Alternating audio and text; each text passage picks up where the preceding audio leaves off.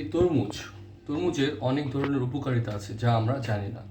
তরমুজটা কিন্তু একটি অত্যন্ত জনপ্রিয় এবং পুষ্টিকর ফল। বিশেষ করে গরমের সময় কিন্তু এই তরমুজটা অনেক বেশি কাজে লাগে। এতে প্রচুর পরিমাণে পানি, ভিটামিন ও অ্যান্টিঅক্সিডেন্ট থাকে, যা শরীরের জন্য আমাদের খুবই জরুরি। এই তরমুজের প্রধান উপকারিতাগুলো আমি আপনাদেরকে শেয়ার করছি। এই তরমুজটা আমাদের শরীরকে ঠান্ডা রাখে এবং পানির শূন্যতা দূর করে। তরমুজে রয়েছে প্রায় 92% পানি থাকে, যা শরীরকে ঠান্ডা রাখে এবং পানির ঘাটতি পূরণ করে।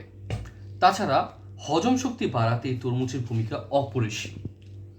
এতে থাকা ফাইবার সহজেই হজমে সাহায্য করে এবং কোষ্ঠকাঠিন্য যে রোগটা আছে সেটা আমাদের কমিয়ে দেয়।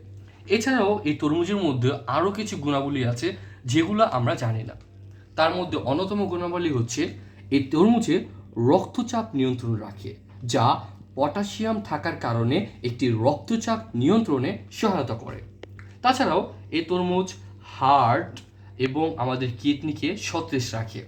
তাছাড়াও তরমুজ লাইকোপিন নামে যে একটা হৃদযন্ত্র আছে সেটাকে সুস্থ রাখে, যা আমরা নিজেরাও জানি না।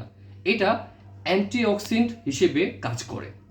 তাছাড়াও এই তরমুজের আরও কিছু গুণাবলী আছে, যার মধ্যে অন্যতম হচ্ছে এই তরমুজ ত্বক ও চুলের জন্য খুবই উপকারী, যা আমরা ভিটামিন ও ভিটামিন এ এবং ভিটামিন সি, যেটা আমাদের ত্বককে খুবই উপকার করে। তাই আমাদের এই তরমুজটা খুব বেশি পরিমাণে খাওয়া প্রয়োজন, যাতে করে আমরা এই সকল ভিটামিনগুলো আমাদের দেহে প্রবেশ করাতে পারি। একটু খেয়ে দেখছি। একটা কথা, এই তরমুজ কিন্তু ওজন কমাতেও সাহায্য করে।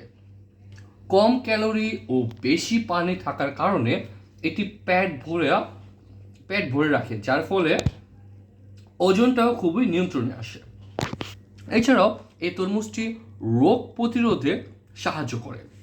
কম ক্যালোরি ও বেশি পানি থাকার কারণে এর মধ্যে শরীরের ইমিউটেশন সিস্টেম যে শক্তিশালী জিনিসটা আছে সেটা অবশ্যই আমাদের যে শরীরের ক্ষতিকর যে বিষাক্ত পদার্থ আছে সেগুলোকে সরিয়ে ফেলে এবং আমাদের রোগ প্রতিরোধ করে।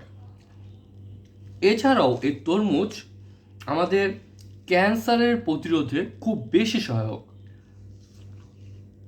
লাইকোপিন নামক একটা উপাদান আছে যেটি ক্যান্সারের ঝুঁকি কমাতে সাহায্য করে।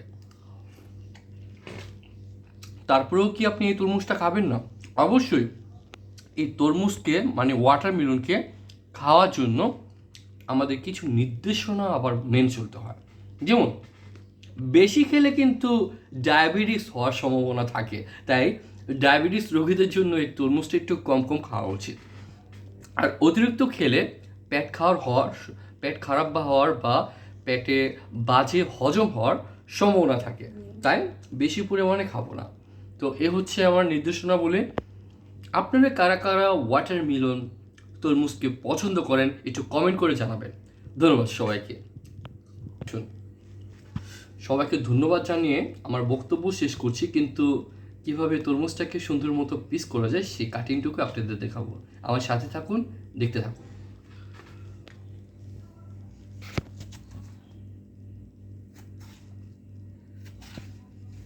আসলে তরমুজটা